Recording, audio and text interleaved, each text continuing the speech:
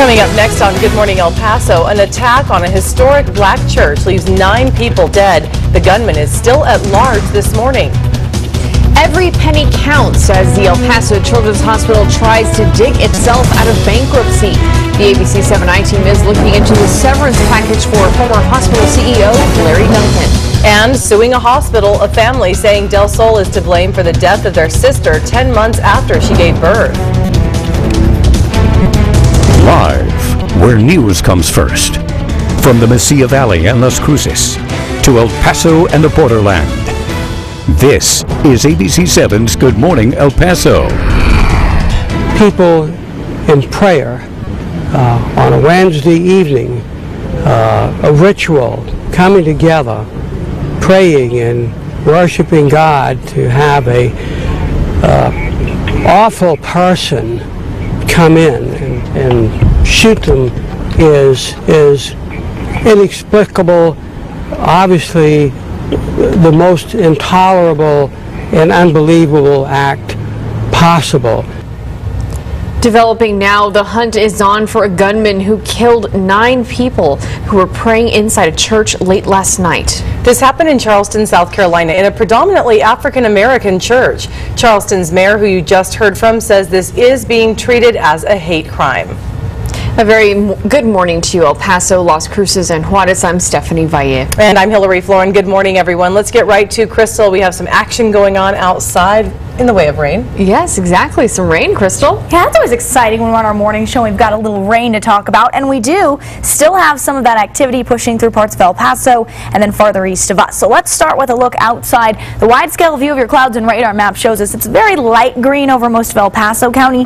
The bright yellow you see, that's actually lightning that's coming down near parts of Waco Tanks as well as into Guadalupe Pass. So here we zoom in and you can see that action. The lightning that's moving through is just east of El Paso County, but it's a large area of strong storms, and they are still dropping down to the south, which means Tornillo likely to see some lightning a little later on this morning as this activity moves through. It may weaken though some as it continues to drop south, as we tend to see. Same over Guadalupe Pass to Del City. That action dropping down near Van Horn as we move throughout this morning. So those chances of rain, they continue through your morning forecast. Coming up in just a few minutes, we're going to track those showers and the potential for more rain later this afternoon. Plus, we're talking first triple-digit day, possibly in the forecast, and a very hot weekend ahead of us. All those details are just a few minutes away.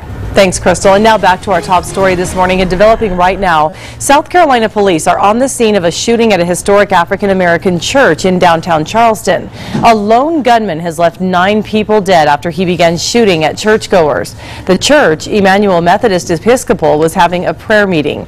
The shooter is described as a man in his 20s. He's white and has a shaved head. The search for him is still ongoing. Just about an hour ago, police say they found surveillance video of the suspect. We'll have more on this story coming up a little bit later on Good Morning El Paso. After the former CEO of El Paso Children's Hospital, Larry Duncan, resigned last year, he continued to get a paycheck every 2 weeks. And now that the hospital has filed for bankruptcy, ABC 7 wanted to know if those payments would continue. His severance agreement has been completed, and the last payment was in April. So that was the final payment then? Correct. Duncan resigned under pressure last April when the county hospital revealed it was not getting paid for services it provided to the Children's Hospital. Duncan was at the helm of the Children's Hospital when those service contracts were negotiated, which Children's now calls, quote, ambiguous and lopsided.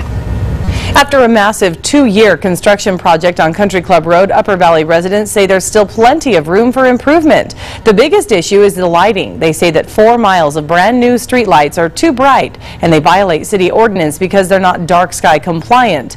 City officials say the project manager did not follow city ordinance when installing those lights. City Rep Courtney Nyland's office says they're exploring several different options to get the lights dark sky compliant. No word yet on what caused a fire in the lower valley yesterday morning. It happened around 9:30 on the 8200 block of Valle Placido. Crews say the fire started at the side of the house and almost spread to the next door neighbor's home. Firefighters were able to rescue 2 dogs in the backyard. No one was hurt, and damage is estimated at $55,000. In Far East El Paso, traffic is back to normal this morning after a garbage truck crashed into other vehicles. It was just before noon yesterday on I-10 and Joe Battle. The impact caused the truck to burst into flames.